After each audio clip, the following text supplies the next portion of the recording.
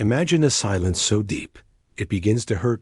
Imagine waking up, day after day, for 6,574 mornings, and hearing no voice but your own. No laughter, no arguments, no footsteps.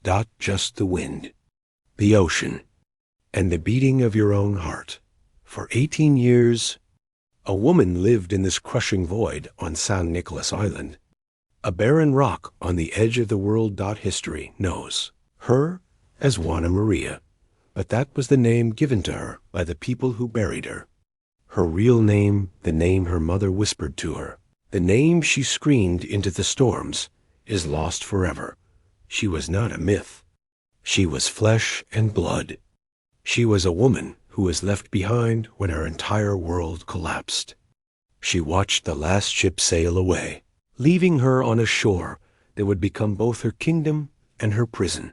How does the human mind survive when it is severed from all humanity? Does it break, or does it evolve? This is not just a story of survival. This is the story of what happens to a human soul when the world forgets it exists. To understand her solitude, we must first understand the noise that came before the silence. San Nicolas Island was not always empty. For thousands of years, it was home to the Nicoligo people. They were masters of the sea, living in harmony with the rhythms of the tides. But in the early 19th century, harmony was replaced by greed. Russian fur traders arrived, hunting sea otters for their pelts. They brought with them Alaskan hunters, who clashed violently with the locals. The massacre was swift. The island's sand turned red. In just a few years, a civilization that had lasted millennia was reduced to a handful of survivors. By 1835, the situation was desperate. The Catholic priests on the mainland decided to save the remaining Nicoligos by removing them from their ancestral home. A ship, the Peor is Nada, which ironically means better than nothing, arrived to collect the survivors. It was a chaotic scene. A storm was brewing. The captain was impatient, fearing the ship would be smashed against the rocks.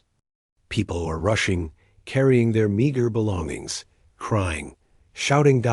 And in this panic, a mistake was made. Some legends say she jumped off the ship to find her missing child. Others say she was simply forgotten, overlooked in the head count. But the result was the same. The ship weighed anchor. The sails caught the wind. And as the vessel disappeared into the gray mist of the horizon, the noise of the evacuation faded. She stood on the shore. The rain soaked her skin. She likely waited for the ship to turn back. She watched for an hour, a day, a week, but the ship never returned.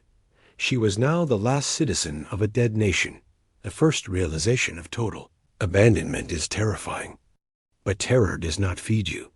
The island of San Nicolas is hostile. It is swept by constant, biting winds.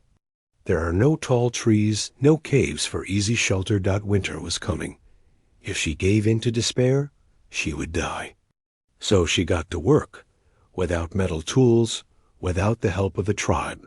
She had to become everything: the architect, the hunter, the weaver, the doctor. She scavenged the beaches. She found the colossal rib bones of drift whales, massive, bleached white by the sun. With her bare hands, she dragged these heavy bones up the slopes. She planted them in the earth, curving them to form the structure of a hut. She covered them with brush and soil, creating a sanctuary against the wind. Imagine the physical toll.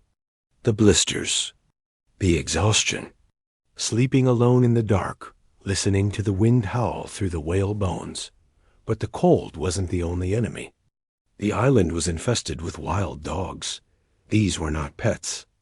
They were feral, hungry predators that had once belonged to her people, but had turned wild. At night, they circled her camp, their eyes glowing in the dark. She had to sleep with one eye open. She built fences. She made weapons. Archaeologists later found simple stone knives and spears. These were not ceremonial objects. They were tools of war, between one woman and the wild dot. Yet, in this brutality, she found a way to soften her world. Legend says she eventually caught one of the wild dogs. Instead of killing it, she fed it. She broke the cycle of violence. In her immense loneliness, she turned an enemy into a companion. This dog would become her only witness, the only living thing that heard her voice. Days turned into months. Months bled into years. 1 year. 5 years. 10 years. The greatest threat to a castaway is not starvation. It is the mind. When there is no one to reflect your existence back to you, do you cease to exist? In modern isolation chambers, humans begin to hallucinate after just a few days. She endured this for 18 years. How? She created structure. She refused to let herself become an animal. She maintained the traditions of her people. She wove intricate baskets, waterproofed with asphaltum found on the beach. She made clothing. The most famous item she created was a dress made of cormorant feathers. Think of the patience this required. Catching the birds, preparing the skins, sewing them together with needles made of bone and thread made of sinew. It was a garment of royalty, worn by a woman with no subjects. Why make something so beautiful if no one will ever see it? Because she saw it. It was an act of self-respect. It was her way of saying, I am still here. I am still human. She likely sang the songs of her ancestors aloud to the ocean, ensuring the melodies didn't vanish from the earth. She marked the seasons. She understood the tides. She stopped waiting for rescue and started living. She found peace in solitude. The island, once her prison, became her home. She knew every rock, every seal, every shift in the wind. She was the queen of San Nicolas, ruling over a kingdom of wind and birds. It is 1853. 18 years have passed since the ship left. The world outside has changed. Wars have been fought. Borders have shifted. But on the island, time stands still. Rumors began to circulate among the otter hunters in Santa Barbara. Sailors spoke of strange footprints in the sand. Some claimed to see a ghost running along the ridges. Captain George Nedever, a sea otter hunter, decided to investigate. He brought a crew to the island. They found her baskets. They found the whalebone hut. The evidence was undeniable. Someone was here. For days, they tracked her. And then the moment of contact, they found her sitting near her hut. She didn't run. She didn't scream. She didn't hide. After 18 years of silence, she looked up at these strange men. And she smiled. She was stripping blubber from a seal skin. She offered them some. It was a gesture of profound grace. She was not a trembling victim. She was a confident survivor, welcoming guests into her home. The men could not speak her language. The dialect of the Nicoligo people had been lost to time.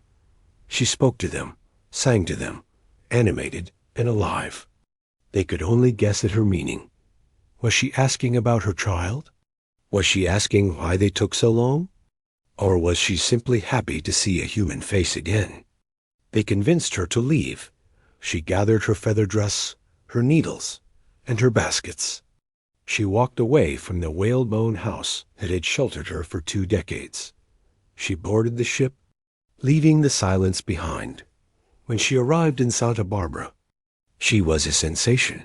They called her the Lone Woman. She was hosted by Captain Nedever's family. Crowds gathered to see her.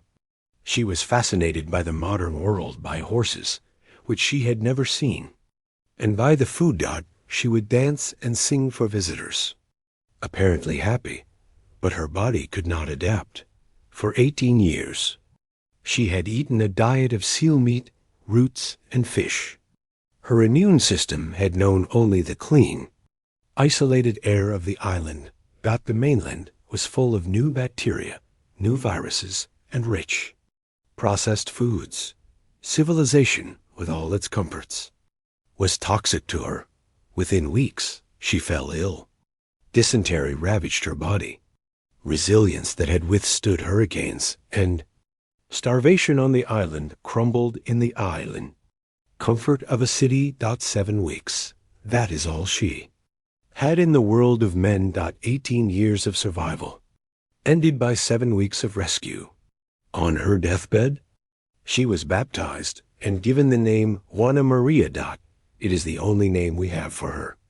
But it wasn't hers. When she died, she took the language, the culture, and the secrets of the Nicoligo people with her into the grave. She is buried in the Santa Barbara Mission Cemetery, in a grave that for a long time went unmarked. Her story is haunting because it asks us a difficult question. Was she better off on the island?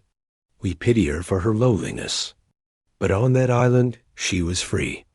She was strong. She was the master of her fate. In the end, she didn't just survive the island. She became part of it. Her feather dress was sent to the Vatican, but it was lost in transit. Her whalebone house has long since crumbled into dust, but her spirit remains. If you stand on the cliffs of San Nicolas today and listen closely to the wind, you might just hear her song. A song of endurance, a song of a woman who refused to disappear.